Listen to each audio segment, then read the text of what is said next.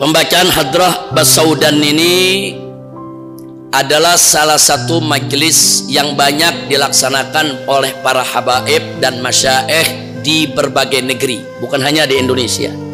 Dari di Hadramutnya, di Malaysianya, di Brunei, sampai di negeri kita. Jadi hadrah ini berisi zikir, doa, munajat. Jadi berbagai macam. Munajat itu artinya curhat. Jadi kalau bahasa Indonesianya curhat, bahasa Arabnya munajat. Maksudnya kita curhat kepada Allah. Kita lapor kepada Allah, rendahnya kita, banyaknya kita dosa, lumpur maksiat yang ada di diri kita, kita laporin semua. Segala kelemahan kita, dan kita sampaikan segala harapan kita. Itu namanya munajat. Jadi munajat ini salah satu jenis doa. Biasanya kalau disebut munajat, isinya tuh banyak curhat kepada Allah Subhanahu wa ta'ala. Kita curhat, kita keluarin udah isi hati kita kepada Allah. Kita ngaku udah kepada Allah segala dosa kita, segala kekotoran kita, segala kesalahan kita. Dengan harapan apa? Dengan harapan Allah mengampuni kita, Allah memaafkan kita, Allah mensucikan kita. Amin ya rabbal alamin. Nah, sedikit kita perlu kenal siapa pengarang daripada Hadrah Basaudan ini atau penyusunnya.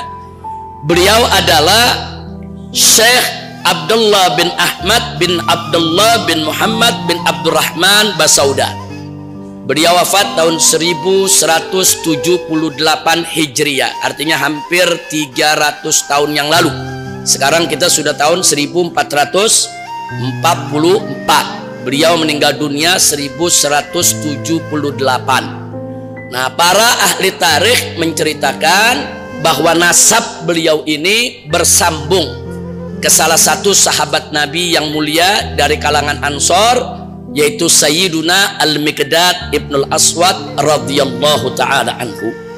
Jadi Al-Miqdad Ibn Aswad itu keturunannya turun-temurun tersebar di berbagai negeri. Salah satunya ada yang hijrah ke Hadramut.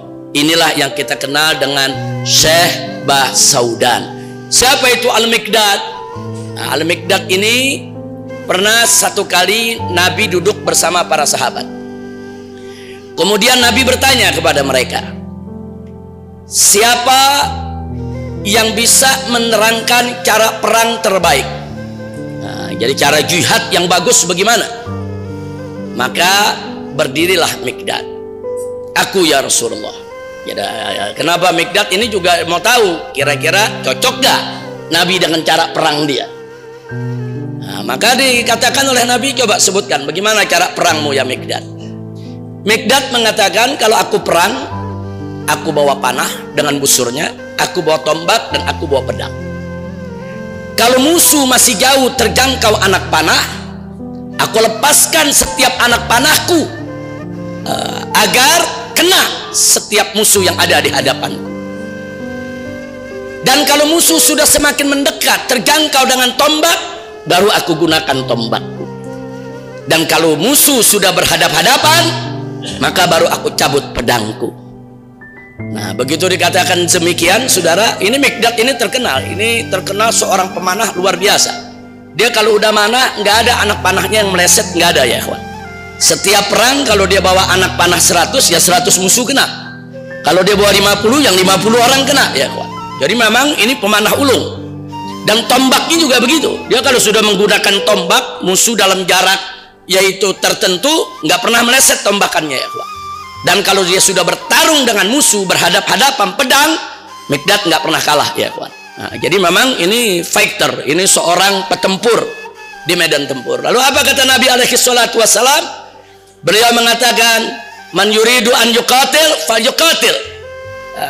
Jadi barang siapa di antara kalian yang ingin perang, maka peranglah dengan cara yang dicontohkan oleh Miqdad. Artinya cara perang Miqdad tadi dipuji oleh Nabi, diapresiasi oleh Nabi, bahkan para sahabat diminta untuk mencontohnya. Alhamdulillah. Ini sedikit saja kita cerita. Nah, turunan beliau inilah yang menyusun daripada Hadrah Basaudan. Nah, Miqdad ini yang kedua terkenal sangat muhibbin lil ahlil bait. Nah, jadi beliau tuh selama hidupnya luar biasa setianya kepada keluarga Nabi. setia kepada Sayyidina Ali bin Abi Thalib, setia kepada seluruh keluarga Nabi alaihi salatu wassalam. Jadi beliau sangat terkenal sebagai pecinta keluarga Nabi, beliau sebagai pembela keluarga Nabi, pendukung keluarga Nabi sampai akhir hayatnya. Nah, jadi kita nggak kaget kalau keturunannya, nah ini Syekh Basaudan juga terkenal. Ini sangat muhibbin lil ahlil bait. Makanya tadi waktu kita baca ini, kita baca dari hadroh ke hadroh, hadroh ke hadroh, disebutin tuh njitnya Al-Muhdar, njitnya Al-Idrus, njitnya Al-Attas. Jadi habaib-habaib yang tokoh-tokoh terkenal, yang wali, aulia, ulama, solehin, beliau sebutkan di dalam munajatnya ini, beliau sebutkan di dalam hadrahnya ini untuk bertawassul kepada mereka. Jadi kalau pertanyaannya kenapa sih beliau bertawassul dengan Ahlul Bait? Karena memang beliau pecinta Ahlul Bait Nabi. Nah, jadi nggak usah kaget kalau akhirnya hadrahnya jadi masyhur. Jadi hadrah beliau ini masyhur kemana-mana, bahkan diterima oleh para ulama habaib di berbagai belahan dunia. Alhamdulillah. Nah, itu sedikit sekelumit supaya kita tahu apa dan siapa yang menyusun daripada hadrah Basaudan yang dibaca di majelis ini. Mudah-mudahan kita semua kecipretan juga, kecipret keberanian daripada datuknya Basaudan, kecipretan cintanya datuknya Basaudan kepada keluarga Nabi, dan kecipretan juga segala keberkahannya. Amin.